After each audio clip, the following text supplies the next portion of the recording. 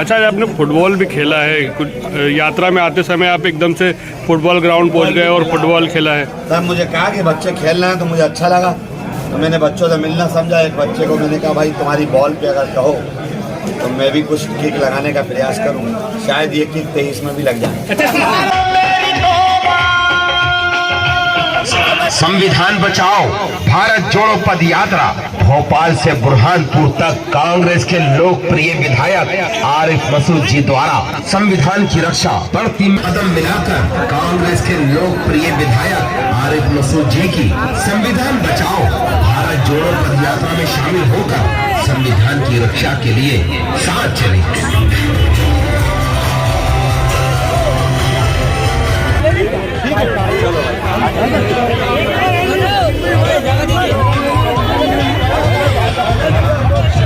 हुआ उनका, ये मुल्क को किस मुआने पे ले जाके खड़ा कर दिया। बजाय मुल्क में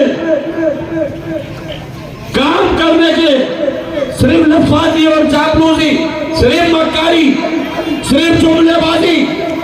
एक तरफ नरेंद्र मोदी जुमलेबाजी करता है, दूसरी तरफ शिवराज जुमलेबाजी करता है, और जुमलेबाजी से पूरे प्रदेश और देश को डुबाया जा रहा हो।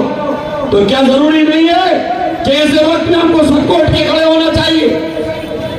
मैं आपको बताना चाहता हूं, मध्य प्रदेश की विधानसभा में हमने कांग्रेस की तरफ से एक सवाल उठाया और आरटीआई से मांगा कि हमें पोषण आहार चाहिए। उस पोषण आहार का हिसाब दो। जो बच्चों को पोषण आहार देने वाले थे, ये करोड़ों अरबों रुपए का पोषण आहार कहां गया? तो शिवराज सिंह विधानसभा छोड़कर भाग गए, सवाल का जवाब नहीं दिया। कांग्रेस ने चर्चा चाही, चर्चा नहीं कराई। चर्चा कराते कैसे? क्योंकि जब हमने आरटीआई से लगाया तो आप सब लोग गवाह इस बात कि कोरोना में लॉकडाउन था कि नहीं था? सब हाथ उठा के बताओ। लॉकडाउन था, स्कूल बंद थे, आंगनवाड़ी बंद थी। उसके बाद सुनो आप शिवराज का कारनामा, उसके बाद बच्चों को बंटने वाला पोषण आहार अरबों रुपयों का 15 जिलों का कोरोना में शिवराज ने बंटवा दिया और पैसा ले लिया। ये हाल करा इन बच्चों का। और बेगैरत सामने बैठा हुआ देखता रहा, हम नारे लगाते रहे। मैं तो उसके मुंह में लगाता रहा। मैं कहा मामा तूने तो गजब कर दिया यार, बच्चों का मामा कहलाने वाला तू तो डाका डाल गया बच्चों के हाथ पर। तो दाएं बाएं मुंडी करता रहा, जवाब नहीं दिया। ये हाल हुआ है कोरोना में आपके और हमारे साथ।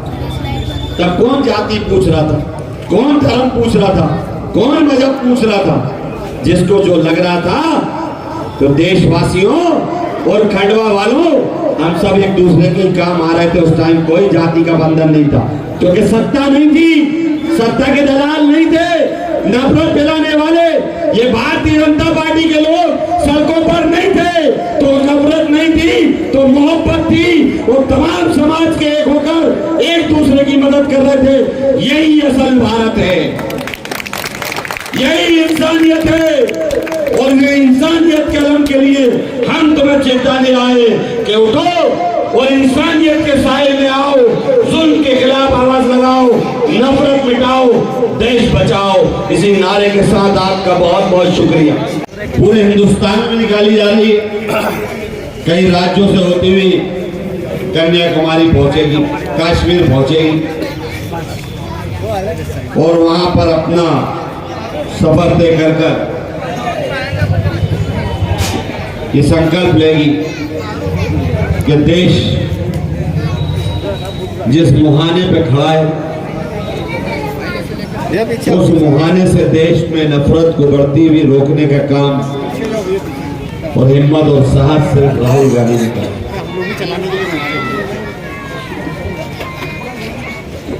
आरएसएस और भारतीय जनता पार्टी को बहुत बुरा लगता है। मैं अभी यात्रा के दौरान एक दिन, कल का किस्सा है, मैं कुछ वीडियोस देख रहा था तो सावरकर के बारे में भारतीय जनता पार्टी वाले कुछ कमेंट्स कर रहे थे और राहुल गांधी जी ने उस पर कुछ कमेंट्स करा। उसके बाद राहुल गांधी जी को सावरकर का इतिहास दिखाना पड़ा। भारतीय जनता पार्टी और आरएसएस के लोगों को समझना चाहिए कि हम देश में आईना दिखाने ही निकले हैं और हम वो आईना देश में दिखाने निकले हैं जो आप बहकाने का काम, भड़काने का काम, नफरत का काम, जुल्म का काम कर रहे हो। राहुल गांधी आईना दिखाकर आपको ये बताना चाह रहा है कि जो कर रहा हो देश अपने मकसद से भटक रहा है। आजादी के वक्त मुजाहिद आजादी स्वतंत्रता सेनानियों ने जो भारत का सपना, जो हिंदुस्तान का सपना सोचा था, वो दृश्य कुछ और था और आज जो दृश्य है वो कुछ और है। आज के दृश्य में संविधान की धज्जियां उड़ाई जाती है। आज के दौर में इंसान को जानवरों से ज्यादा बुरा मारा जाता है। कि ये देश में बढ़ती हुई नफरत को रोकने के लिए सिर्फ हम सबको मोहब्बत के पैगाम को आम करना पड़ेगा और बहुत कठिनाइयों और परेशानियों से लड़कर न जाने कितनी लाखों कुर्बानियों के बाद ये देश आज़ादी हमको मिली थी और उसको जब बर्बाद करने का ताना बाना बुना जा रहा हो तो ऐसे वक्त में ये कदम मिलाना ज़रूरी है। इसलिए हम सबसे कहने आए कि जब खंडवा शहर में राहुल गांधी जी का प्रवेश हो तो राहुल गांधी जी के साथ पूरे खंडवा को चलना चाहिए ताकि इतिहास साक्षी बने, गवाह बने इस बात का कि एक दौर था जब महात्मा गांधी के साथ सब कदम मिला रहे थे।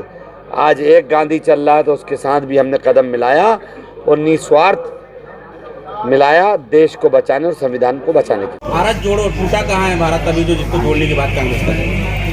आप इंतजार कर रहे हैं क्या टूटने का? नहीं, मैं वो जानना चाह रहा हूँ जुड़ कहाँ रहा है? वो क्या रहा है? महंगाई कहाँ है? अच्छा, उस पर महंगाई कहाँ है? किसान परेशान है, किसान की लाशें पेड़ों पे टंगी हुई हैं, मजदूरों की लाशें टंगी हुई हैं, आत्महत्याएं हो रही हैं, लड़कियों के साथ बलात्कार हो रहा है। ये तमाम चीज़ें होने के बावजूद भी अगर हम घर में बैठे रहें और ये सोचते रहें तो फिर हम किस बात का इंतजार करेंगे? ये देश बर्बादी की तरफ ही तो जा रहा है।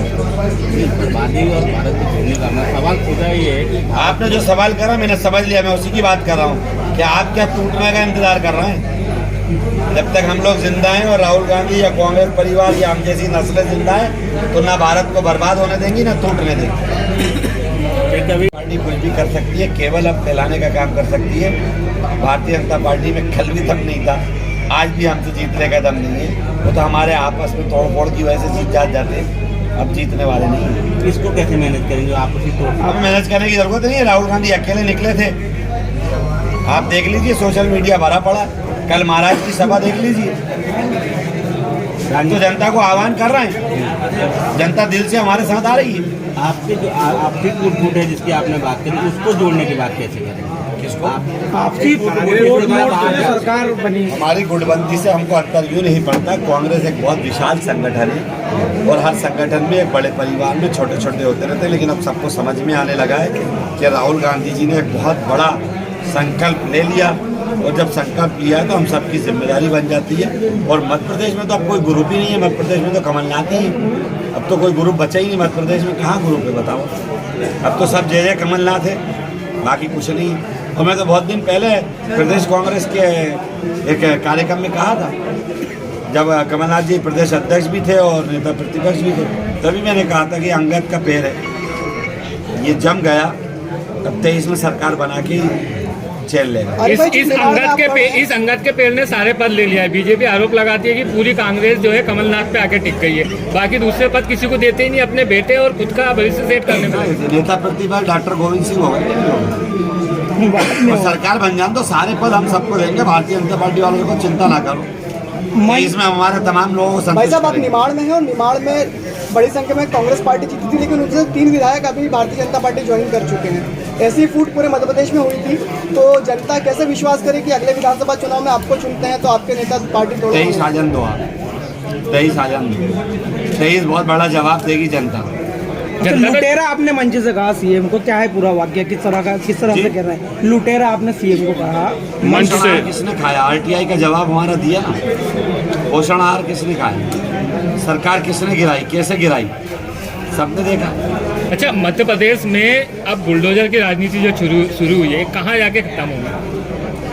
23 में इंसाफ मिल जाएगा लोगों को। जुल्म कल भी नहीं हुआ था, जुल्म कल भी नहीं होने देंगे। कल भी कांग्रेस जुल्म के खिलाफ खड़ी थी, आज भी कांग्रेस जुल्म के खिलाफ खड़ी है और आगे भी खड़ी है। जिन लोगों के घर पे बुलडोजर चले हैं, क्या फिर से उसकी जांच होगी? न्यायालय में मामला है, बहुत सी जगह है, लोग पिटीशन क्यों नहीं डालते? जब कहर बरपा रहा हो तो लोग भी तो है ना, लोगों को थोड़ा अवेयर होने की जरूरत है। जो भेजा घर तोड़े जाना है, उन लोगों को अदालत में जाना चाहिए। आप कांग्रेस मानते हैं कि गलत कार्रवाई? कांग्रेस तो शुरू से कहती है गलत है। आगे क्यों कांग्रेस नहीं? तोड़ने की संस्कृति में कभी नहीं रही, जोड़ने की रही। फिर कांग्रेस आगे क्यों नहीं आ पाई? कांग्रेस कहाँ आगे नहीं रही? कौन सा एक आध उदाहरण बताओ। खरगोन जैसे मामले में कहीं बुलडोजर चले, लेकिन कांग्रेस के नेता दिखे नहीं। उन्होंने जो कहा, कांग्रेस ही लड़ रही है। सुप्रीम कोर्ट में कांग्रेस की अधिवक्ता पैनल खड़ी है। अरे आर्य जी, बदमाश और बलात्कारियों के लिए आप क्या सजा मुकर्रर करना चाहते हैं? बदमाश और बलात्कारियों के लिए हम ही लड़े हैं और कांग्रेस ही लड़ी, और हम तो कहते हैं कि सजा दो। भारतीय जनता पार्टी का संस्कार ये है कि बलात्कारियों को माला पहनाती है। नहीं, सजा क्या होनी? अब मुझसे पूछ रहा हूँ, मैं कह रहा हूँ भारतीय जनता पार्टी बलात्कारियों को माला पहनाती है। उत्तर प्रदेश में सबने देखा है। हम तो, हमारे हाथ में सजा देना नहीं है, सजा देने का काम सरकार और अदालत का। जो अदालत सजा देगी, आज भी कहूँगा कि बलात्कारियों को सख्त से सख्त सजा मिलना चाहिए, वो किसी धर्म किसी समाज का हो। अच्छा आरिफ जी, आज आपने फुटबॉल मन से कि खंडवा के लोग हमेशा टारगेट में रहते हैं, उनको सिस्टम निपटाना चाहता है, ये किस परिप्रेक्ष्य में? मैंने सिस्टम निपटाना नहीं कहा था, मैंने कहा था टारगेट रहता है। अक्सर खबरें आती हैं, तो खंडवा के लोगों को और मेरे समाज के लोगों को संयमित रहना चाहिए। ऐसे लोगों की बातों में नहीं आना चाहिए जिससे असंयमित हो जाए, जिससे वो जो फायदा उठाना चाहते हैं वो उठा लें। इससे सचेत रहना चाहिए।